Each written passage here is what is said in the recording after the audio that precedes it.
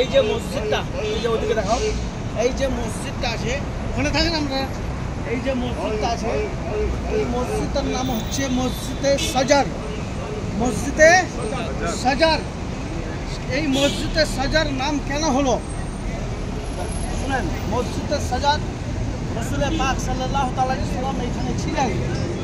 আর এক ইহুদি আসে বলল যে আপনি নবী দাওয়া করছেন, আপনি খাতমুন নবী বলছেন, তো আমি বলছি ওই যে একটা সামনে গাছ আছে, এই গাছটা যদি ওখান থেকে আসে যদি আপনাকে বলে দেয় যে আপনি নবী তাহলে মেনে নেব।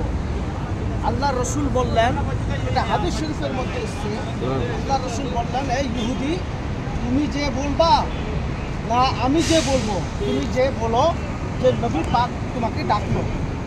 ইহুদি হাদিস শরীফের মধ্যে এসছে দৌড়ে যে গাছটাকে বলবো যে গাছ খাতিমুন নবী হুজুর সাল্লাল্লাহু তাআলা আলাইহি সাল্লাম তোমাকে ডাকলো। গাছটা স্থির আর থাকতে পারেনি, কখনো দায়ে কখনো বায়ে কখনো আগে কখনো পিছে হিলতে হিলতে এই সরজমিনকে চিরে গাছটা এইখানে চলে এসেছিল, এই মসজিদে চলে এসেছিল। সুবহানাল্লাহ। এই মসজিদে আসলো, আল্লাহ রসুল বললেন এই গাছ তুমি গাওয়া দাও। আমি কে?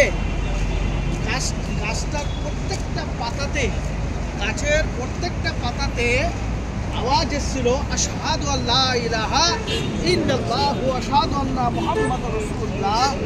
এই হচ্ছে আখিরের জামান নবী। ওই গাছটা আল্লাহ রসুল বললেন গাছটা ওখানে থেকে গেছিল অনেক দিন ধরে। গাছটা কিন্তু এখানে ছিল, এখানে এই নিশানা রাখার জন্য আল্লাহ রসুল এখানে ছিলেন, এই জন্য এইখানে মসজিদ করে দিয়েছে।